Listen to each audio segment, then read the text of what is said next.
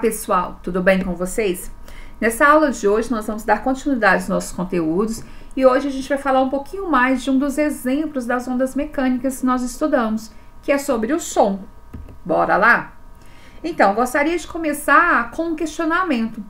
Vocês sabem o que é o som e como ele é produzido? Já pararam para pensar? Então, vamos lembrar um conceito. O som é a propagação de uma perturbação no meio mecânico, né? Por isso, nós falamos que o som é um exemplo de onda mecânica. Então, os sons são ondas mecânicas que podem ser classificados como longitudinais e tridimensionais, porque atinge todas as dimensões, tá? Mas como nós ouvimos um som, né? Então, vamos lá entender isso. O que acontece? As moléculas do ar, né? A partir do momento que nós temos a propagação de uma onda sonora, eles vão ser captados, né, por uma parte do nosso sistema auditivo, que nós chamamos de pavilhão auditivo externo, que é o que a gente conhece comumente como orelha, tá? Vão chegar até o ouvido, nós chamamos de ouvido médio, onde nós temos uma estrutura extremamente importante, que é o tímpano, ou membrana timpânica. O que acontece? As moléculas do ar junto à membrana timpânica vão vibrar, tá? E essa vibração vai fazer com que a membrana também comece a vibrar, né? O que vai acontecer depois disso? Essa vibração do tímpano ou da membrana timpânica, ela será transmitida para o sistema ósseo, que faz parte do sistema auditivo aí, que é composto por 3 ossículos, né? Martelo, bigórnia e o estribo. Bom, passando desses ossos, vai passar por uma série de canais que nós chamamos de canais semicirculares, como vocês estão vendo aí na foto, né, que aparece nesse slide de cor de rosa aí. Então, esses círculos aí, né, todos juntinhos, nós chamamos de canais semicirculares. Esses canais semicirculares, galera, eles fazem uma ligação com um nervo auditivo. Tá? Então, o que acontece? O que é a ideia, né? O que é a jogada aí nessa questão do som? A vibração, né? Que passou ali pelo tímpano, que passou pelos ossículos, que passa agora pelos canais circulares, vai chegar no nervo auditivo e vai ser convertido em impulso elétrico. E esse impulso elétrico, então, ele vai ser encaminhado até o nosso cérebro, que vai, então, fazer a conversão desse impulso elétrico em som, os sons que nós ouvimos o tempo inteiro. Então, todos os sons que nós ouvimos fazem esse percurso aqui até chegar nesse som que nós ouvimos, tá? Olha que bacana, olha que legal que é, galera. Isso tudo acontece, ó, fração de segundos, né? É tudo muito rápido. Bom, nós temos ainda a comentar com vocês sobre os fenômenos sonoros. Então, quando eu trabalho, né, com som, eu preciso entender que existem 3 tipos de fenômenos sonoros. Um que nós chamamos de persistência auditiva. O que é isso, galera?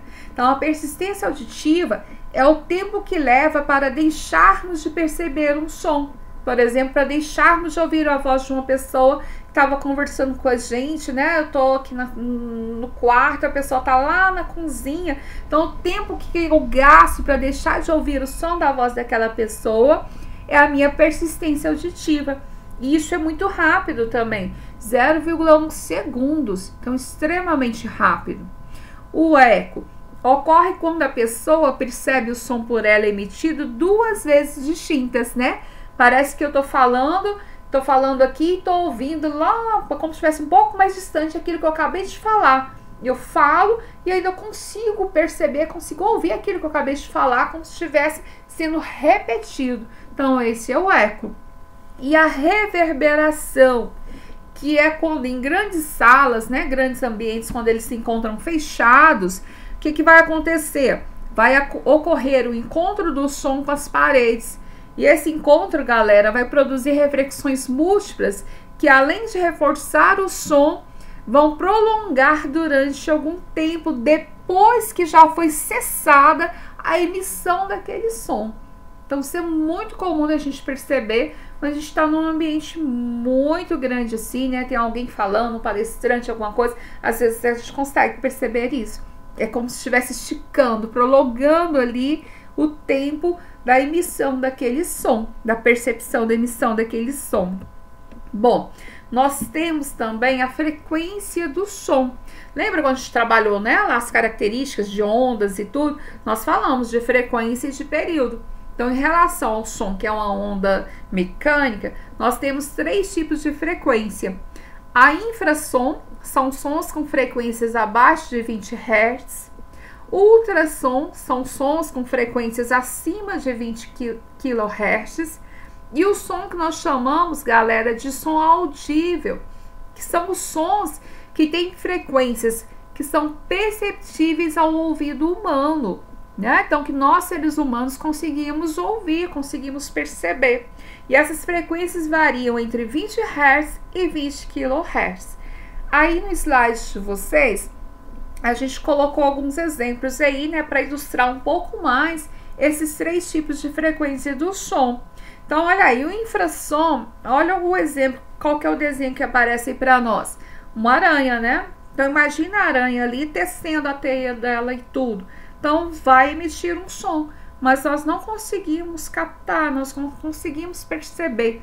Ele não é audível para nós, seres humanos, né? Os sons audíveis são sons musicais, sons do ambiente, a fala de uma pessoa, um bater de porta, um apito. Então, todos os sons, né, que são bons de nós ouvirmos e aqueles também que são desagradáveis, né?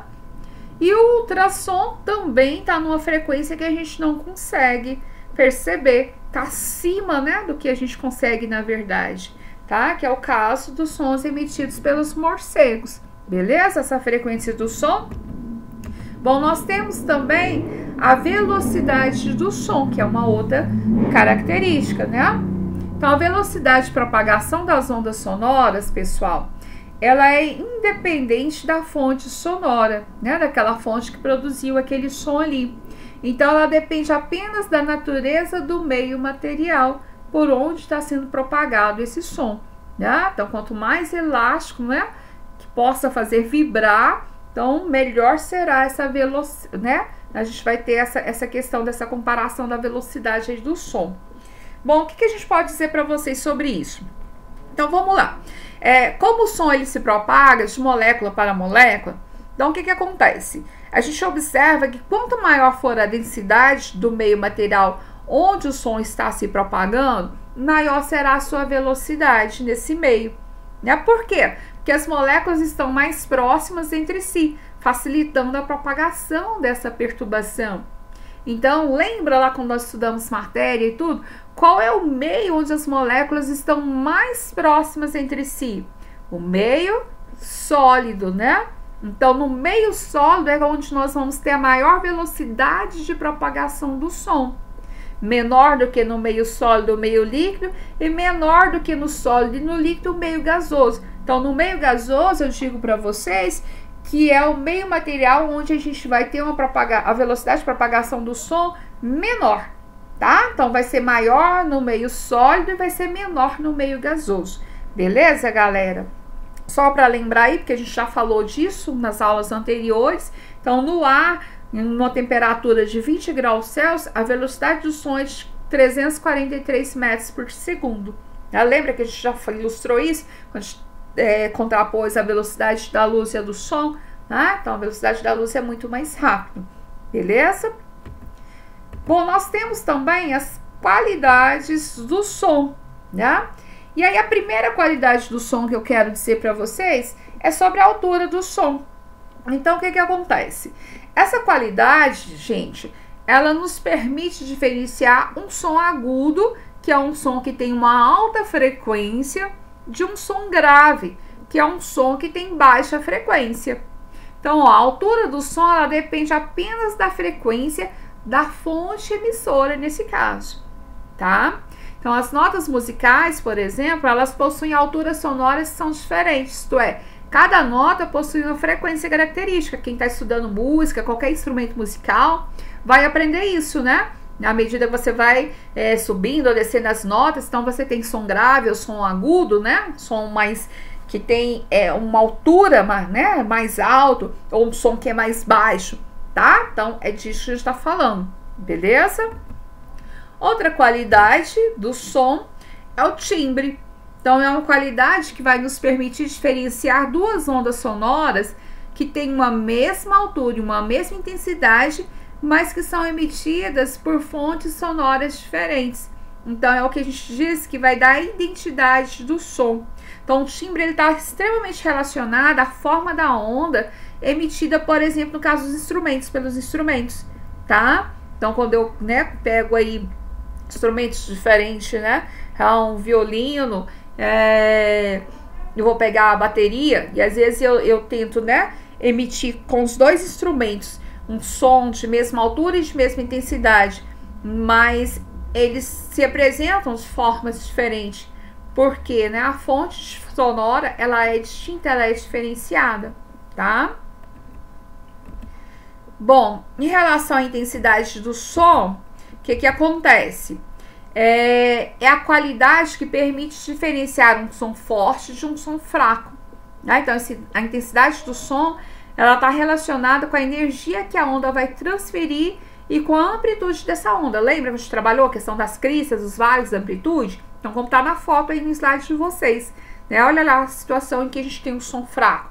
E olha já a situação em que a gente tem um som forte, né? Então, está relacionado com essa amplitude, com essa distância, né? Do meio ali da onda até chegar na crista, tá bom?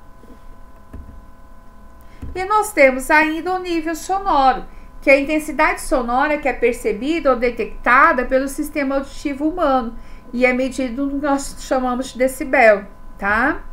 Bom, então até 30 decibéis, gente, né? A voz humana, né? Vários outros sons que a gente pode ouvir e que não nos causam problemas.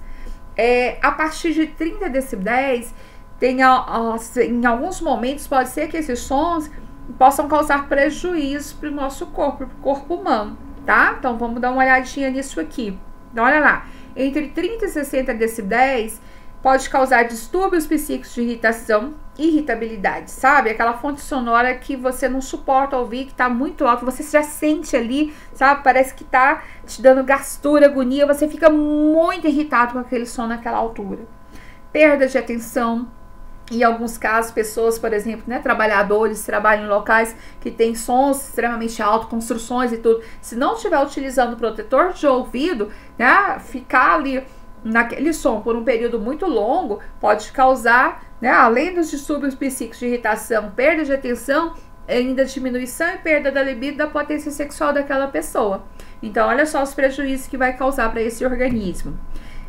Entre 60 e 90 decibéis, né, os efeitos são um pouquinho mais, né, causam um pouco mais de prejuízo ainda.